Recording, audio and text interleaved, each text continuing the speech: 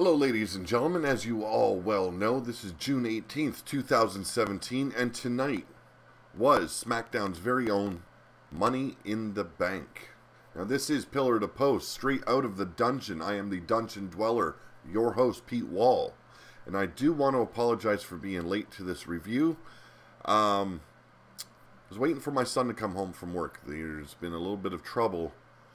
There's been a silver or gray Mustang stalking him on the way home. So we were waiting up for him to make sure he got home all right. Thankfully he did, so we're all good. That's all taken care of. But I want to say I actually enjoyed myself tonight for the most part with the Money in the Bank pay-per-view. There was a lot of matches that I didn't agree with. The shenanigans that were pulled tonight did not belong on this pay-per-view. This pay-per-view should have made a statement, yet it did not. Now, I want to say that the right man won the men's Money in the Bank ladder match. I want to state that. But this was the inaugural, historic, first ever women's ladder in the Money in the Bank ladder match. I should put it that way. And they had to use a guy to climb that ladder, grab the briefcase to get the job done. That was complete BS. Complete BS. Okay, I knew the rumors were circulating that Carmella was to be the winner tonight. She was supposed to get that major push. But I was thinking of wrestling the smart way. The person that has stepped out this year and proven that they deserve to be in that main event and get that extra push to elevate their career. Carmella isn't right yet. She's not ready. Okay? Look at what she does in front of the camera in the matches itself. She is needing desperately to go back to NXT and get some more work done. Get some more time in the Performance Center and on NXT before she should have been elevated. This was not a right call tonight. To have little Jamie Ellsworth climb that ladder for her to help her win the match, complete BS. That takes away this whole thing that they're striving to prove about the whole equality for women in wrestling. This new women's revolution that they keep on preaching to us.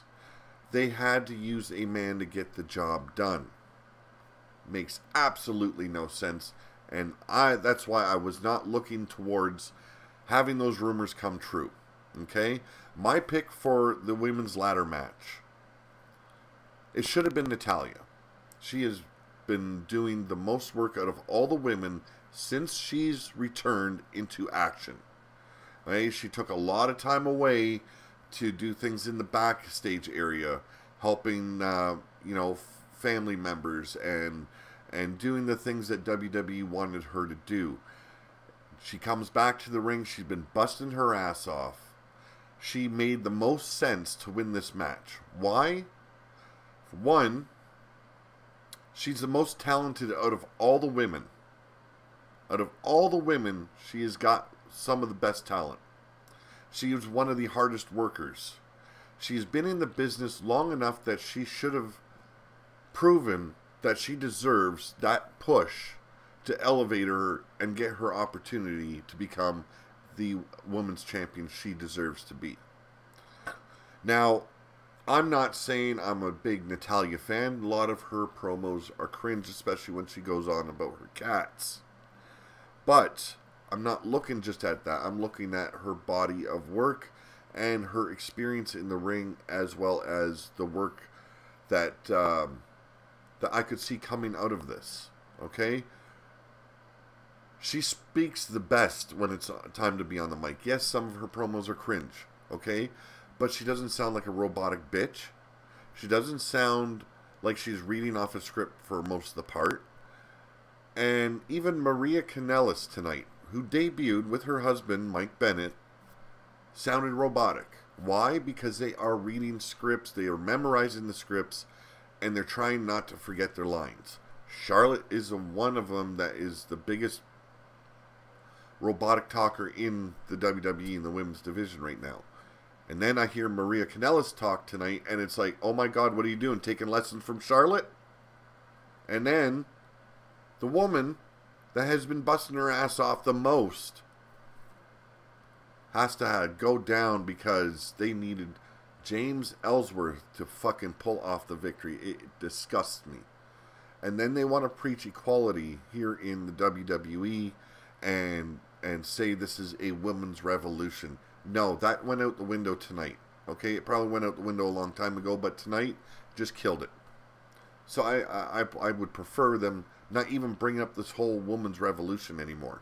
Because frankly, it doesn't make sense to keep on using that when you have to use a man to do the job that the women were supposed to do in the end. Now, yes, I know it's all scripted. I know it's the way it was supposed to be going down. It was supposed to be controversial. Not everything needs to be controversial in order to make waves. Okay? If she would have gone up that ladder herself and grabbed that briefcase, it would have made more sense for this whole Divas Revolution. It would have given her a better push. Now, all it proves is that the women need a man to do the job they're too afraid to do. Now, I also want to point out some other things with the women's ladder match. You could see they were very reserved when it came to climbing that ladder. All of them, for the most part, were nervous. And I can't blame them, because this was the first time they were being put in that kind of predicament on national television. Or worldwide television, I should say. One mistake could have either cost them a career, or an injury that would set them back quite a ways, or what have you. And the chances for a botchamania moment were bigger. So I can understand the nerves. But then to destroy the whole match by using little James Ellsworth to climb that ladder for Carmella, just wrong. Wrong.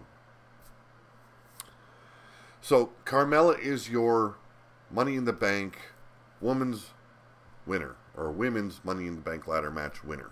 Okay?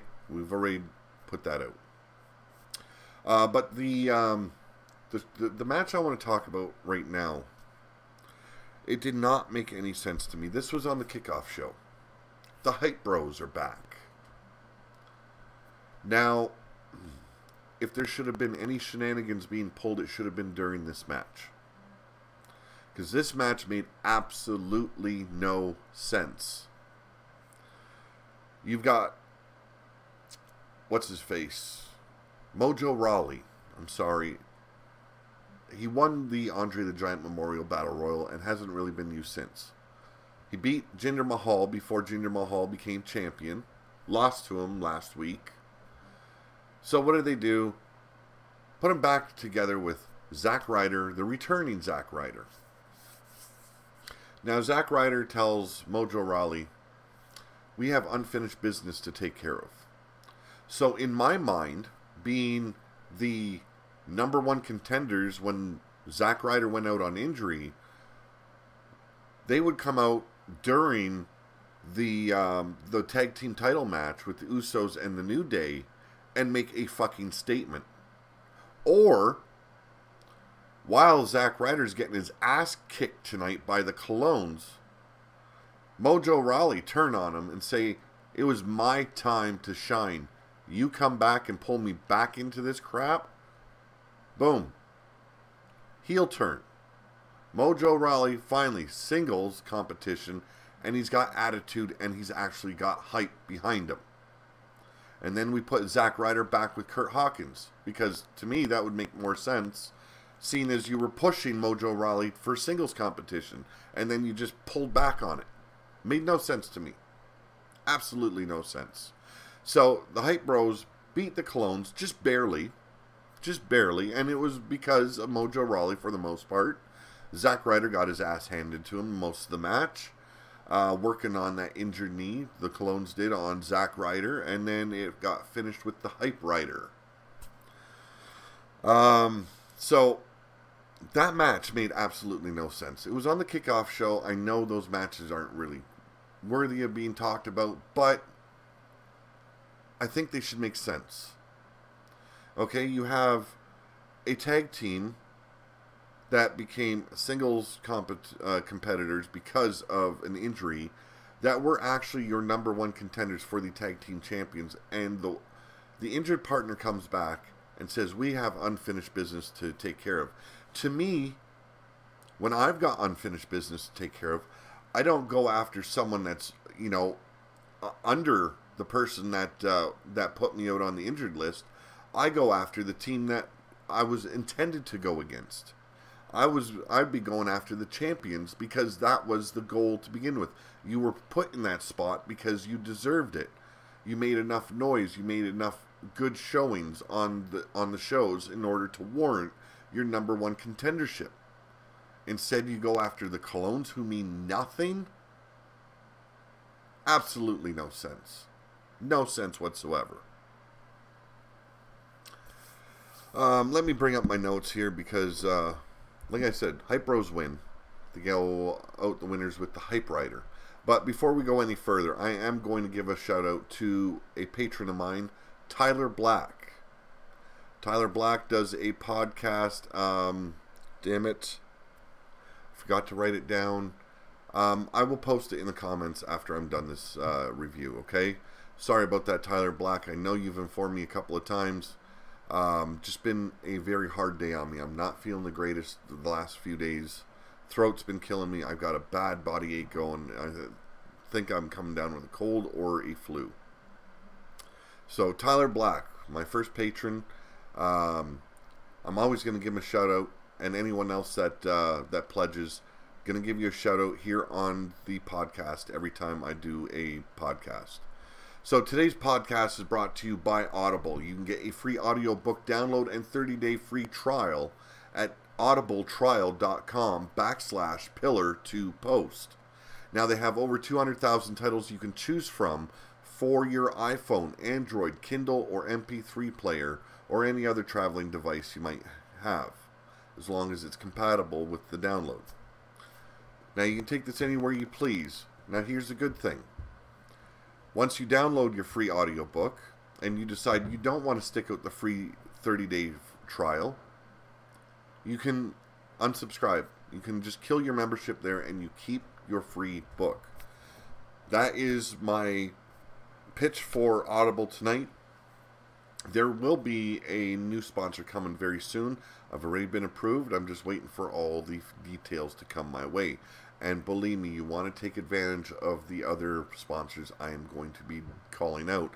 And I believe that will be Monday when I get that information for you. But I will call them out to you once I have all the information. Now, you can find all my stuff in the description below, from my Teespring Store to my FB merch, author page, and my Facebook page itself, as well as VidMe, Patreon, and Twitter, as well as my email. Okay, that will all be in the description below. I want to do this quick because I'm already late to the review show, so I'm just going for it quick. So, like I said, the Colognes versus the Hype Bros in the kickoff show. Just, You know, Zack Ryder had his ass handed to him most of the match. Finally gets the tag into to Mojo Rawley. Mojo Rawley basically finishes everyone off, sets him up for the Hype Rider, and there is your match. The Hype Bros win.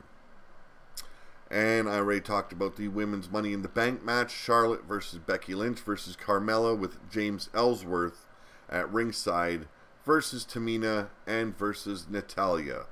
Now, out of all these women, Becky Lynch, already a women's champion here on SmackDown.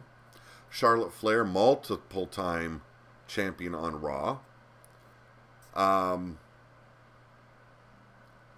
So I didn't see those women as deserving, okay? Now, Carmella, yes, she needs a good push, but she's not ready for it. She is far from ready for it. So you have Tamina and Natalya. Now, to those two, Natalya has been busting her ass off the most. She is the one that deserved to climb that ladder, reach for that briefcase, and pull it down. Instead, You got a kind of reserved match for the women for the ladder match, and I can't blame them. It's going to take time for these women to kind of push themselves in these kind of matches, but it wasn't an all bad match, okay? I'm not going to shit all over it because this was the first time these women were put in this kind of situation. Now, the thing that upset me was the whole using James Ellsworth to pull that fucking briefcase off for Carmella. Carmella is your Women's Money in the Bank winner. She will go on to challenge the champion, Naomi, or whoever it will be in the coming months or whatever, whenever Carmella decides to cash it in. She's got that opportunity now to do it whenever she pleases. But on Twitter, Shane McMahon, as well as Daniel Bryan, will be addressing the whole controversy this coming Tuesday on SmackDown. They already commented or posted those comments on Twitter. They were not happy with the outcome, and it was not the way that it was expected to go down. Yes, I know. It's all scripted, but it is complete bullshit. Now, we did have one good high spot, and that was a moonsault off the top turnbuckle to the outside by Charlotte and to Natalya and Tamina. It looked good. It was a good spot. I like seeing it. There was a lot of the ladders used. I did appreciate that the women did try. There's a lot of tag teaming going on because, frankly, those ladders are heavy and they're going to need help using them. Now, Tamina didn't need much help, but a lot of tag teaming going on to use those ladders for, like, basically clotheslines and stuff like that. It wasn't a bad match. Now, we had, like I said, Carmella won. Complete bullshit. There you go. Up next was the SmackDown's tag team title match. The Usos versus the New Day. I predicted the Usos remain tag team champions. I was right. Why was I right? Well, more shenanigans, okay? We couldn't get a clean finish here. We know that the Usos are heels. They're going to do heel tactics to win and stuff like that. I expected a little bit more, but it was a good match. These guys put it out there, but the ending was not to my liking.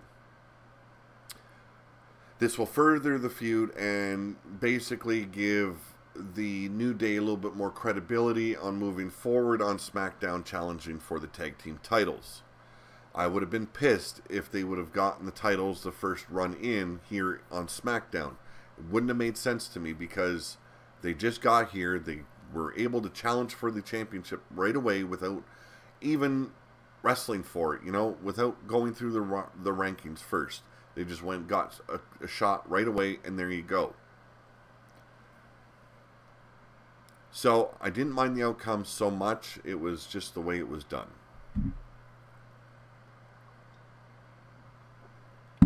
So, in a very good fought match, back and forth, very good match. It was a lot of back and forth. There was a lot of high spots in this match. It went down the way I think it should have gone down.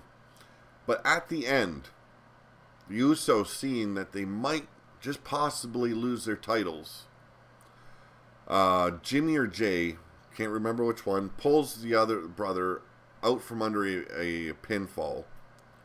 And they just grab their titles and they make their way out of the arena through the fans. So that was the end of your match. They got counted out, and it was a disqualification, and the New Day pick up the win, but they do not get the tag team titles. Now, I think there was a lot of concern how Kofi Kingston was going to play out in this match, because he did just return from injury, but he looked great in this match. He did a lot of the high-risk moves that we all know him for. And it would be Kingston and Big E tagging up tonight to take on the Usos, Jimmy and Jay. Now, we've seen almost like a stage dive off the top rope to the outside to the Usos. That was a good spot. We've seen dives over the top rope. We've seen dives off the top rope. We've seen the, what was it called again? The midnight, what are they called again? The midnight hour. That's what it's called. The finisher, the midnight hour. We've seen that done. The New Day hits the midnight hour, but Jay pulls out Jimmy from the ring to break up the pin, and the Usos go to the timekeeper's table and grab their titles. The Usos are counted out, like I said. Your winners are the New Day by disqualification. So the Usos retain their titles, like I predicted, and they, they move on and continue. So this will build up that feud. I don't mind that. I would rather have it work out that way, but I expected a different finish. It could have been a disqualification a different way. Maybe the Usos getting frustrated to the point where they use a foreign object and get caught. I would rather have seen that than them leaving the ring like cowards. The heels don't always need to be cowardly. Okay, this is one thing that's never made sense to me in the wrestling business. 98% of heels, they can be fan favorites. They never back down from a damn thing. Doesn't matter what's coming at them. As soon as they turn heel, they run away from all their problems. That's what bugs me. This did not need to end with the Usos looking weak. It could have been done by letting them use a foreign object out of frustration, because it was getting, it's getting to the point where they couldn't tell if they could actually pin them or not. And then frustration builds up, and, one of them uses a weapon, gets caught. Bada bing, bada boom. Instead, they are made to look like cowards. This is supposed to be the Usos penitentiary. And the tough guys in the cell block, and they walk out cowardly. Made no sense to me. But this will continue the feud, and eventually we will see the New Day take out the Usos and become your new tag team champions. After this was the women's title match between Naomi and Lana, and I have to say I heard enough of JBL tonight for a lifetime. He repeated himself so often. Oh my God, I did not expect this from Lana. Wow. This is so unexpected. We could have never guessed it would have been like this. You know what? Lana didn't look good. Lana did not look that good. Now, Naomi did the thing she does. She did the job. She tried to make Lana look as good as possible. But Lana did not look good. Lana should never have started off against the champion for her debut match. That was a wrong thing to do, and I said this on my other podcasts. Should not have been done. So now you have her looking like she knows a little bit about wrestling, but not enough to get by. Now, giving credit to where credit's due, Naomi did a good job. She did the job she's supposed to do and try and make her opponent, her challenger, look as good as possible in that ring. But there is so much someone can do to make someone look good that does not have the experience to be in that ring in a championship match. Now, Naomi's still working on her in-ring skills. She is still trying to make herself look like a champion. And then she's put in a predicament where she's got to make someone else look better than they are too. That is just coming out of basically wrestling school. Not even wrestling school. Just learning little bits here and there. She is not a wrestler. Now, Lana is a beautiful woman. She actually pulled that off tonight. She showed how beautiful she was. But it resembled more of the old Divas matches where there's hair pulling and hair tossing and bullshit like that. Yes, she did a nice sit-out spine buster, which was called right by the commentators. It was a hammerlock sit-out spine buster. At least the commentators knew what they were calling. Other podcasters calling it a power bomb. My God. Get over yourselves. You don't know moves. Don't call them the way they should be called. So, Lana, for some reason, started the match dancing. So Naomi double-legged her and drives her into the corner. That's how the match started. Now, Lana caught her with a running elbow. And Lana drove Naomi into the mat head first and repeated to do so. But for the most part, that was her main moves. Yes, she performed a suplex. She performed a snap suplex. She did it correctly. But doing a suplex isn't that hard. I've been doing them since I was a child. So that isn't a hard thing to learn how to do. Now, Naomi did counter into an armbar, and she released the hold for some reason. Her leg was hurting, obviously. Now, Naomi kicked Lana in the face a couple of times, and then she set up for a Samoan drop, but Lana reversed it, and Naomi managed to hit the rear view, but Lana kicked out once again. Get a back elbow by Lana. And Lana hits the sit-out spine buster, which I said they actually called right. Naomi kicked out of the pin count, and Lana went nuts. Carmella and Ellsworth made their way down to the ring. Carmella being the new Money in the Bank winner, teasing that she was going to cash in right there at that moment. That changed the whole outcome of this match. Let's see, Lana was initially distracted by the duo that came to ringside, Carmella and Ellsworth, and picks up Naomi for another sit-out spine buster, but Naomi reverses it into a modified Rings of Saturn.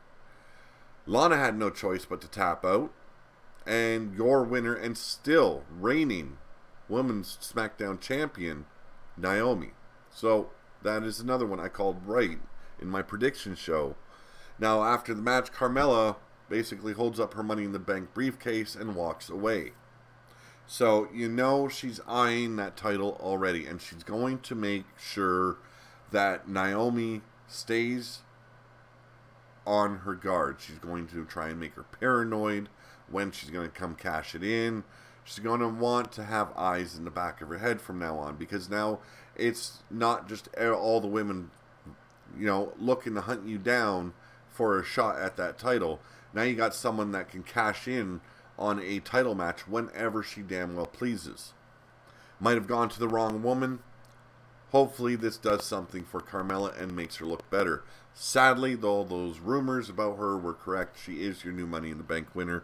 But thankfully, Naomi did not lose this match, because I would have been pissed. I was pissed that they had to have Naomi make Lana look as good as she did. But frankly, that didn't even work. Lana did not look all that good in the ring. Okay, JBL continuously repeating himself. My God, I did not expect this from Lana. Can you believe this? Lana has got more experience than we thought. Blah, blah, blah. Oh my God, I wanted to put my fist through my television and punch that motherfucker right in the mouth. Too damn bad that doesn't work, people. So we got a backstage segment with Fandango telling Tyler Breeze that they are going to find the people who attacked him. Breeze brings Fandango a VHS tape. The tape says if they want to know who attacked Breeze, they have to meet them in the ring tonight. And then we get another one, and it was rumored, and we were told they were going to be arriving this coming SmackDown. They arrived tonight. Now, I already knew this last night, because there was already reports of people seeing them already arriving in St. Louis last night.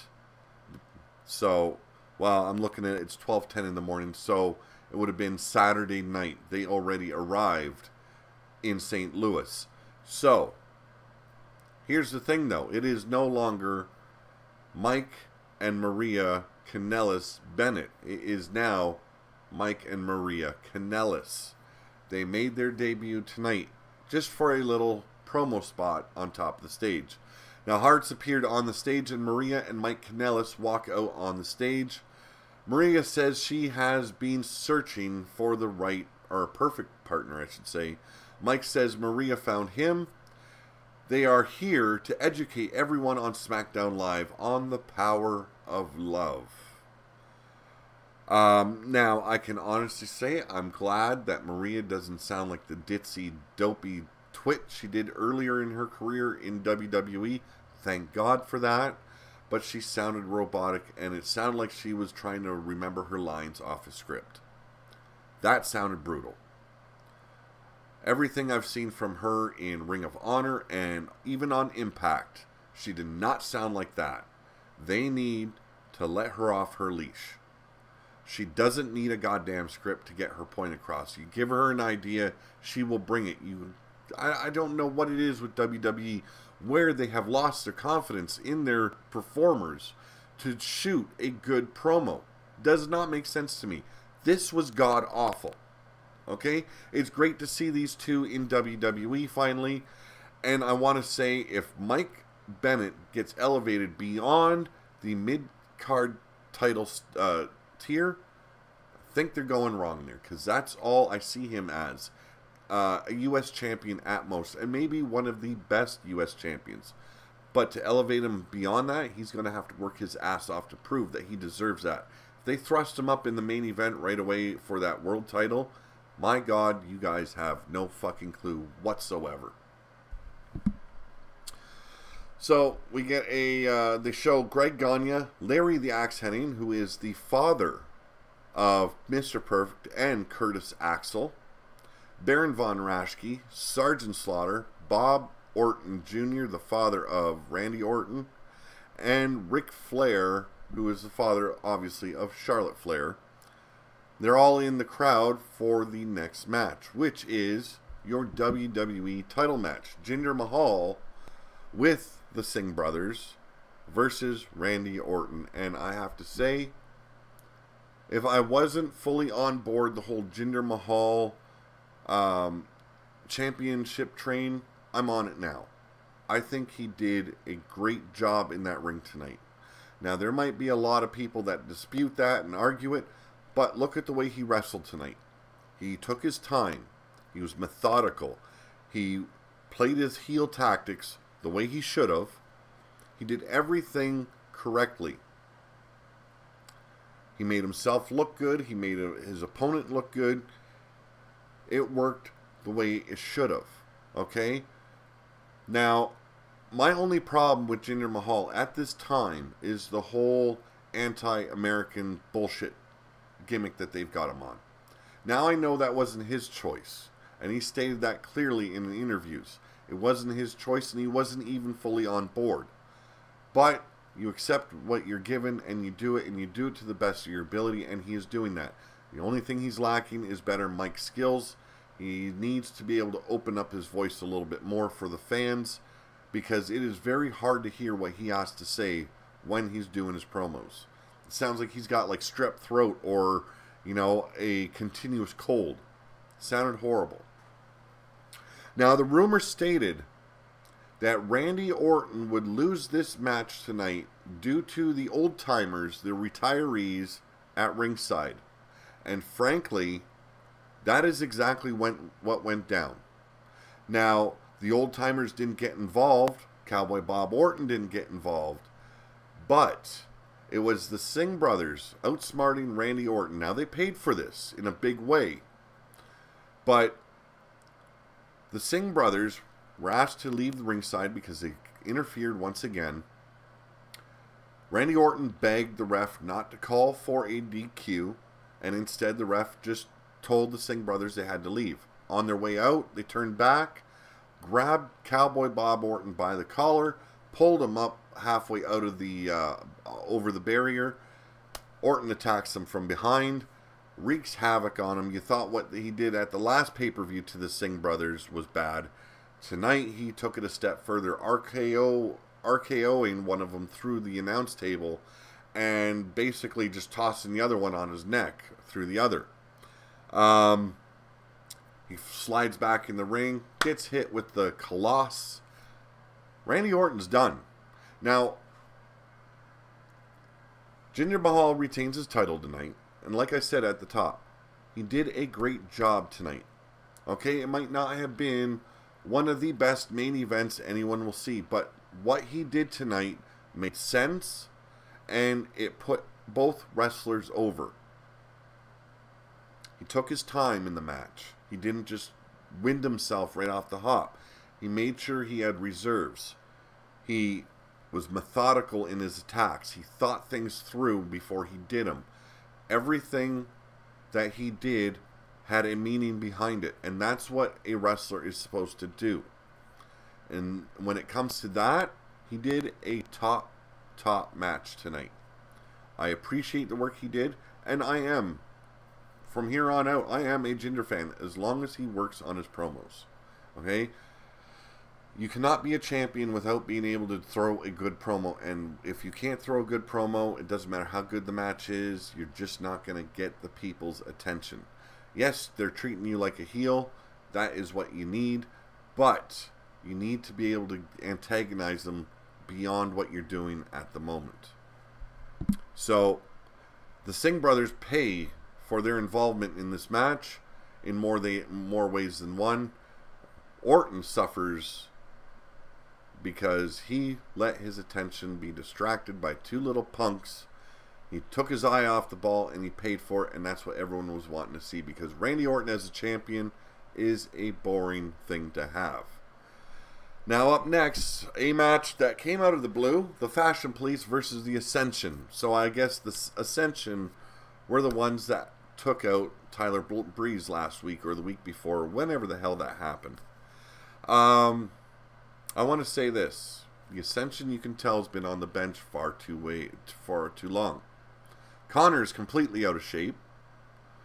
He looks like he gained at least 30 to 40 pounds. And this match was so short, it made absolutely no sense. You have a team the like of the Ascension. These two monsters. Okay? Now, Victor might not be a very big guy, but he's supposed to be on this team that's supposed to be an intimidation factor. Now, I did like it that they didn't come out with the shoulder pads. They're starting to, I think, try and get away from that whole LOD look-alike type deal. I like that fact. But what was done in this match, complete bullshit on both sides. Okay? Complete bullshit. You have Tyler Breeze taking out a man the size of Connor with one punch, and he drops to his back. The Fashion Police win this match, but it was complete bullshit. This match was worthless and pointless to have on this pay-per-view. This was a a SmackDown match, and they allowed it on the main card of this pay-per-view. And meanwhile, it should have been another one on the kickoff show, or something that should have happened at SmackDown, because tonight this was not even called for. We finally got up to the Money in the Bank ladder match for the men. It's Shinsuke Nakamura versus Kevin Owens versus Baron Corbin versus Sami Zayn, Dolph Ziggler, and AJ Styles. Now everyone's making their entrances. Nakamura finally makes his, and he gets blasted from behind by Baron Corbin. Baron Corbin would have been the last man to make his entrance. He made sure to take out the most intimidating guy in this match, because everyone was wanting Nakamura to win. So takes out the most unpredictable wrestler before the match even starts. When he's finally done with Nakamura, after hitting him a few times in the midsection with the ladder, he makes his way to ringside and he demands the ref to ring the bell. Finally, the bell gets rung. Everyone goes on the attack. It is the best match of the night, in my opinion. There was a lot of high spots to go through in this match. I can't name all of them.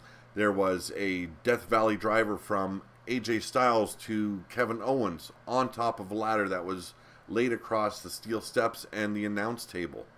There was a body slam, or what are they called? Overhead slam from Sami Zayn to Kevin Owens onto an open ladder that was laying on the ground open. So it would have been laying like this.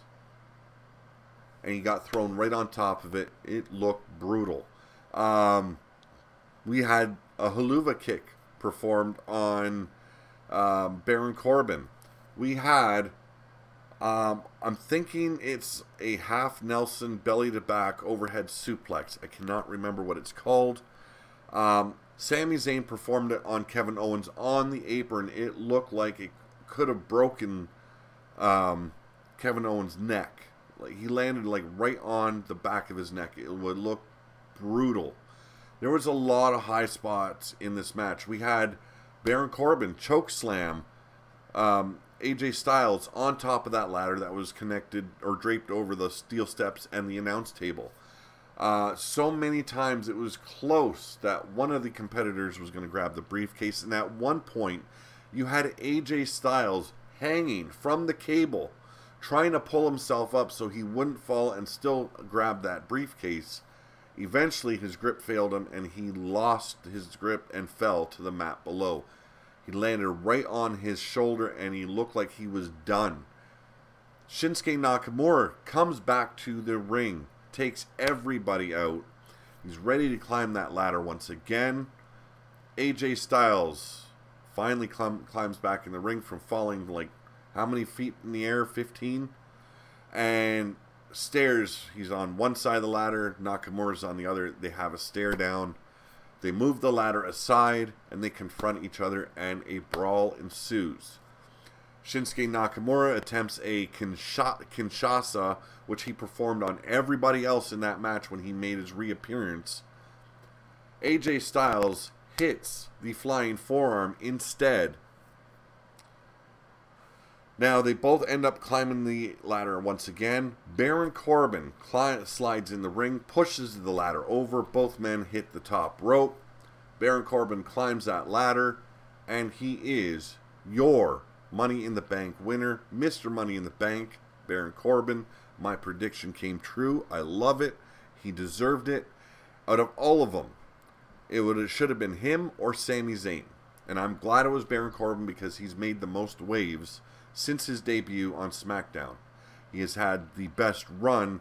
Yes, he's lost a few times to Sami Zayn, but it's been an ongoing feud, and you know that feud is not over yet.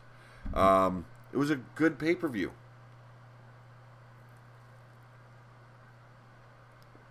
God, nothing I can't stand more than cold coffee. I choked that down. That was nasty. I would have liked to have gone into more detail with that the main event tonight, but it is a long match, and it was a lot to write down and still try and stay focused. I gave you the highlights I could without reading my notes. I didn't want to read the notes tonight. It was a very well done men's ladder in the bank. It wasn't the best one I've ever seen. I've seen better Money in the Bank matches. I've seen higher risks being taken in the Money in the Bank ladder matches. But they're trying to be a little bit more safer in their outcomes. So I don't mind that. It was still a great show. I enjoyed myself tonight. I enjoyed sitting with my daughters, having my oldest daughter giggle every time someone took a huge bump. I don't know what it is with this girl, but someone takes a huge bump and she giggles and giggles and giggles, and I love it. When I can see the next generation enjoying themselves while watching a pay-per-view, then I have to believe that either my kids are soft or there is something good going on in the match. And when my eyes can see that there's some good things going on in a match, I know their emotions are correct as well. This has been Pillar to Post Results and Review. Once again, thank God Baron Corbin won, because if it wasn't him, it should have been Sami Zayn. Anyone else as the winner would have made no sense. Baron Corbin is your Money in the Bank, and so is Carmella. And then you had no titles change hands tonight. Absolutely no titles. What I think should have been done with the U.S. title, Kevin Owens should have been in the very first match tonight. He should have defended that title before he was allowed entry into the Money in the Bank. That is my biggest problem with tonight's show. The U.S. title and Intercontinental title are treated like nothing. And at one time, that Intercontinental title was worth more than the World title. And it's like they're afraid that that's going to happen again, so they make sure that neither of the mid-card titles gets elevated or used correctly. People just wear it around their shoulder, and I'm a champion. Yippee. Thank you all for joining me. This was my Money in the Bank prediction show. Like I said, this was Pillar to Post. As always, I'm Pete Wall. Thank you for joining me, and I will see you tomorrow. Probably during the daytime. Oh no, I've got a doctor's appointment in the morning, so I will be seeing you after Raw. Take it easy, y'all.